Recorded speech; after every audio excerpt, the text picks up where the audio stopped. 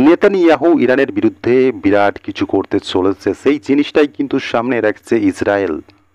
প্রধানমন্ত্রী নেতানিয়াহু তেমনই কিন্তু একটা বার্তা দিচ্ছেন বা অগ্রিম পরিকল্পনা সম্পর্কে বিশ্বকে অবগত করাচ্ছে যে তারা এই পদক্ষেপটা গ্রহণ করতে চলেছে ইরানের বিরুদ্ধে। সাম্প্রতিককালের ঘটনার সম্পর্কে যদি বলা হয়, এই যে ইরান এবং ইসরায়েলের সংঘাত, সেটা কিন্তু জটিল থেকে জটিলতর হয়েছে। এখনো পর্যন্ত সুরাহা মেলেনি। দুই দেশ যে এক টেবিলে বসে আলোচনার মাধ্যমে এই যে সাম্প্রতিককালের সংঘর্ষ সেটার সুরাহা করবে, সেই পথে কিন্তু কোনো দেশই হাঁটতে রাজি নয়। কার্যত ইরান তো নয়ই, আয়াতুল্লাহ খামেন কিন্তু বরাবরই আমেরিকাকে হুঁশিয়ারি দিচ্ছেন যে ইসরায়েলের বিরুদ্ধে যদি তাদেরকে সর্বোচ্চ সীমা অতিক্রম করতে হয়, সেই সীমা পর্যন্ত তারা অতিক্রম করবে, কিন্তু এই যে সংঘর্ষ সেটা থেকে তারা সরে যাবে না। কার্যত আমেরিকা কিন্তু বরাবরই ইরানকে বলছে থেমে যাও থেমে যাও, সেই জিনিসটাতে কিন্তু ইরান স্পষ্টত কর্ণপাত করছে না এবং তারা তাদের অবস্থানে কিন্তু অনড়।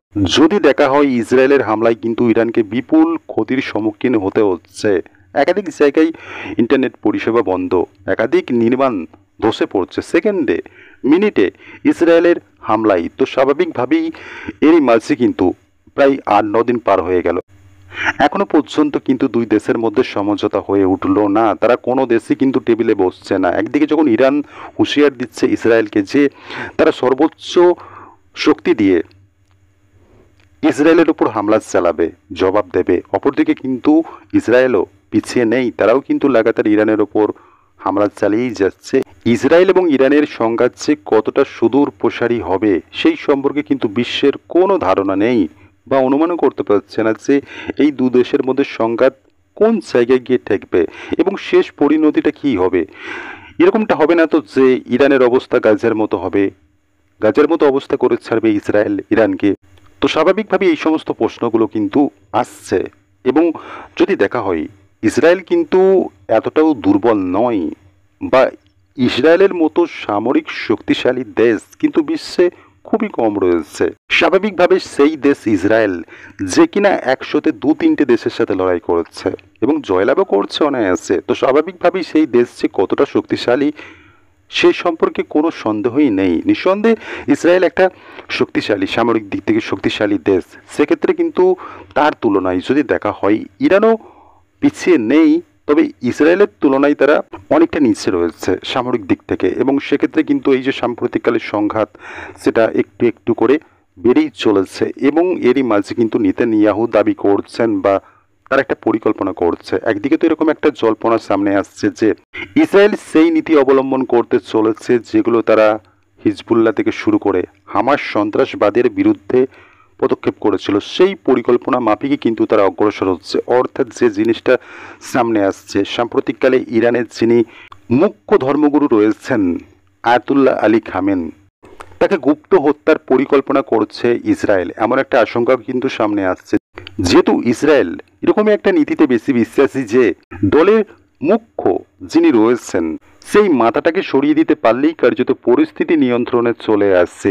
যেটা দেখা গিয়েছিল বা ইসরায়েল করেছিল হামাসের বিরুদ্ধে, হামাসের যে সমস্ত মাথাগুলো ছিল সেগুলো কিন্তু এক এক করে নিকেশ করে দিয়েছে। তারপরে কিন্তু কোথাও না কোথাও এই সে হামাস দুর্বল হয়ে পড়ছে। তো স্বাভাবিকভাবেই কিন্তু তাদের এই সে ইসরায়েলের একটা মুখ্য লক্ষ্য বা পরিকল্পনা, সেটাই ইরানের মুখ্য ধর্মগুরু আয়াতুল্লাহ আলী খামেনকে গুপ্ত হত্যা নাকি অন্য কিছু, সেটাও কিন্তু একটা প্রশ্নের বিষয়।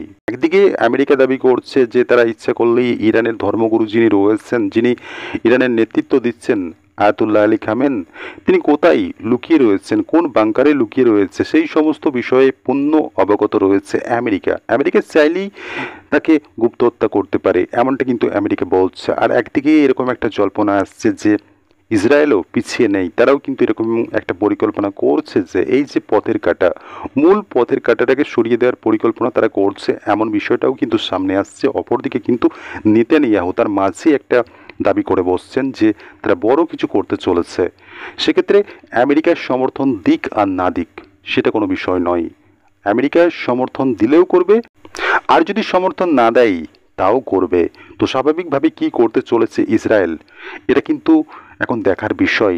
সবথেকে বড় কথা হলো, যখন ইরান ইসরায়েলের বিরুদ্ধে ক্লাস্টার বোমের মতো অস্ত্র ব্যবহার করছে ইসরায়েলের বিরুদ্ধে, কার্যত এই যে ক্লাস্টার এটা 120টা দেশে নিষিদ্ধ।